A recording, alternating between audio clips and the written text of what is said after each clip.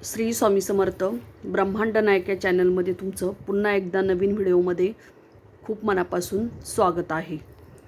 तर तुमच्या घरामध्ये निगेटिव्ह एनर्जी असण्याचे हे लक्षण आहे का, तर ते मी आजच्या व्हिडिओमध्ये तुम्हाला सांगणार आहे. जर हे लक्षण असेल तर तुम्ही समजून जा की तुमच्या घरामध्ये निगेटिव्ह एनर्जी आहे. तर बघा, घरातील प्रत्येक व्यक्तीला सतत आळस किंवा थकवा येतो, कोणत्याही कामात मन लागत नाही किंवा शरीरामध्ये ऊर्जा नसते, तसेच एनर्जी नसल्यासारखं वाटते, खूप गळून गेल्यासारखे वाटते आणि हातपाय सतत दुखत असतात. तर हेही एक निगेटिव्ह एनर्जी असण्याचं कारण आहे. त्यानंतर मनात सतत वाईट विचार येतात, अनेकदा जीव संपवावा असे वाटते, हेही निगेटिव्ह एनर्जीचं लक्षण आहे. त्यानंतर तुमच्या घरामध्ये सतत तोटे होतात आणि नुकसान होत असतं, कोणत्याही कामात तुम्हाला यश मिळत नाही किंवा हातातोंडाशी आलेला जो घास आहे तर तो अचानक जातो किंवा अगदी काम होत आलेलं आहे आणि अचानक ते काम म्हणजे ते काम होत नाही किंवा नकार येत असतो कोणत्याही गोष्टीला, तर तेही निगेटिव्ह एनर्जीचं लक्षण आहे. तसेच घरातील साहित्य असेल, म्हणजे जसं सतत तुटफूट घरात होत असेल, जसे टी व्ही असेल, फ्रीज असेल, वॉशिंग मशीन असेल, मिक्सर असेल, इलेक्ट्रिक साधने सतत वारंवार खराब होत असतात, तर तेही निगेटिव्ह एनर्जीचं लक्षण आहे.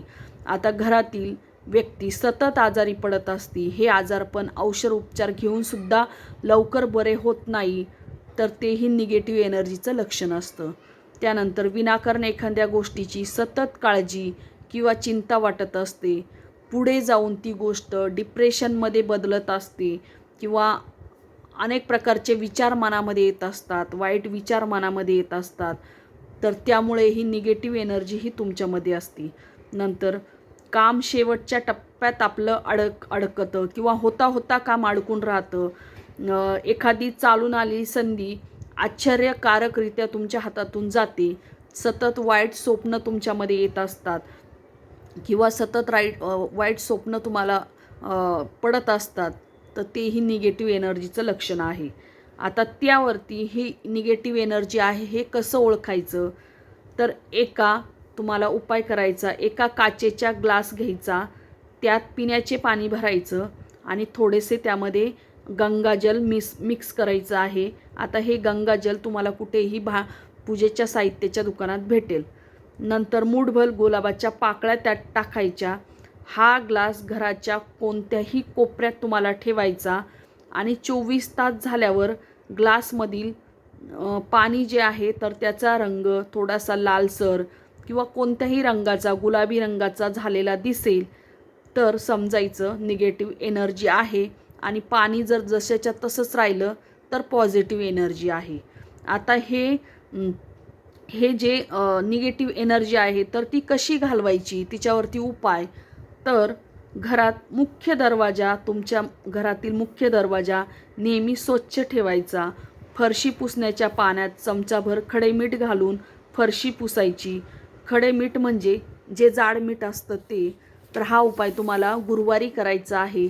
त्यानंतर जर तुम्हाला निगेटिव्ह एनर्जीचा त्रास होत असेल, एखाद्या व्यक्तीला होत असेल, तर त्या व्यक्तीला लहान मोहरी म्हणजेच मोहरीचे दाणे, तसेच लाल मिरची आणि मिठाने नजर उतरायची असती. या तिन्ही वस्तू एकत्र करून घ्यायच्या आणि 3 वेळेस त्या व्यक्तीवरून उतारा करायचा आहे.